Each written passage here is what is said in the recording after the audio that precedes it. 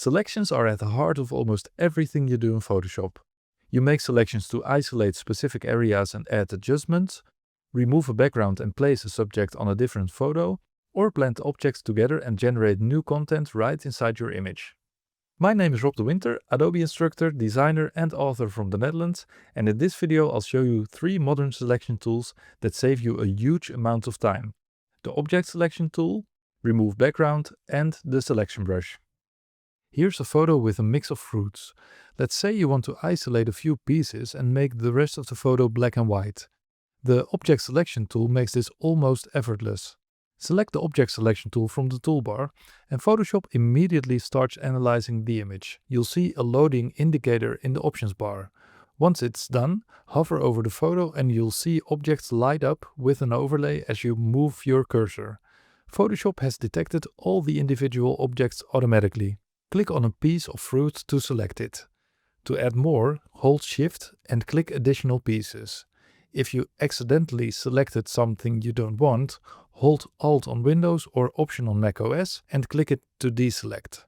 Keep going until you have exactly the fruits you want to select. Now invert the selection by clicking Invert Selection in the contextual taskbar.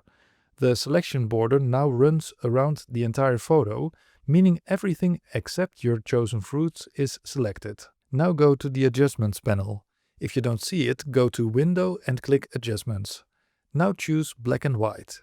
Photoshop adds a black and white adjustment layer that only affects the selected area.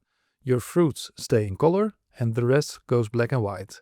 And because it's an adjustment layer, you're working non-destructively, which means your original image hasn't been changed. Drag it to the bin icon in the Layers panel or hide it at any time and your original photo is completely untouched. You can also use the Object Selection tool to replace objects. Click on a piece of fruit, then click Generative Fill in the contextual taskbar. Type a prompt, something like orange slice, and click Generate. Photoshop replaces it right in place. You can now browse the variations and pick your favorite. One of my favorite features in Photoshop is Remove Background. Compositing used to take hours of careful masking, especially around hair or fur, and a lot of manual color matching to make your edit feel realistic. Now, with this AI-powered workflow, you can extract a subject from a photo and place it in a new scene in just a few minutes. You'll now see how Remove Background and Harmonize work together to make compositions look realistic. Here's a dark neon street scene. I want to place a lion in it. Open Finder on macOS or the Explorer on Windows, grab your lion photo and drag it directly into Photoshop. Click Done in the contextual taskbar or press Enter to place it. With the lion layer selected, click Remove Background in the contextual taskbar. Photoshop detects the main object in your image, in this case the lion, and cuts it out cleanly, including all the fur detail. Extraction was fast, but integration is what elevates your composite from a quick edit to a professional result. The lion just looks pasted in. The lighting is completely different, the colors don't match, and it's floating without a shadow. That's where Harmonize comes in. Click Harmonize in the contextual taskbar. Photoshop analyzes the lighting and colors of the background and adapts the lion layer to match. It even generates a shadow. This feature runs on Adobe Firefly, Adobe's own AI model. Even in this extreme case, a warm-toned lion in a cold neon-lit street, the result is really convincing. Browse the variations using the arrows in the contextual taskbar and pick the one that looks best. One important thing, Harmonize creates a new layer, so your original lion layer is still there underneath. If you turn off the top layer, you'll see the unharmonized version is still intact. For the last example, think about product photography or a social media image. Here's a glass on a mossy rock. It looks a bit fake because the glass isn't really integrated into its environment. I want to blend it in and then add condense drops and an orange slice on the rim of the glass. To do this, I'll use the selection brush, which lets you paint a selection by hand, combined with Generative Fill. Select the selection brush from the toolbar.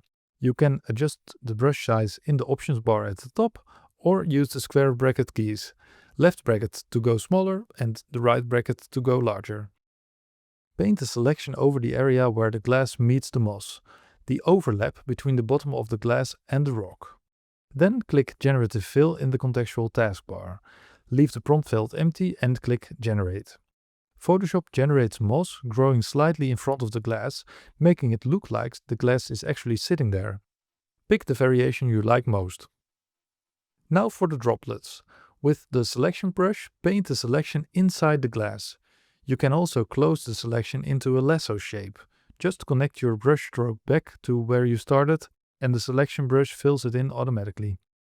Click Generative Fill, type a prompt like condensation droplets on the edge of the glass and click Generate. Browse the variations and pick your favorite. You can even add an orange slice on the rim of the glass by making a selection first. Click Generative Fill, add the prompt half orange slice on glass rim and click Generate. The key thing here is that you build up the result in multiple steps. One selection for the blend, another for the orange and another for the drops on the glass. Each generation adds a layer so you stay in full control of the end result. You've now seen 3 modern selection tools: the Object Selection tool, Remove Background with Harmonize, and the Selection Brush with Generative Fill. And this is really just the beginning. Selections are at the core of almost everything you can do in Photoshop. Now give it a try yourself. Again, I'm Rob de Winter and I'm looking forward to seeing you in other Adobe videos.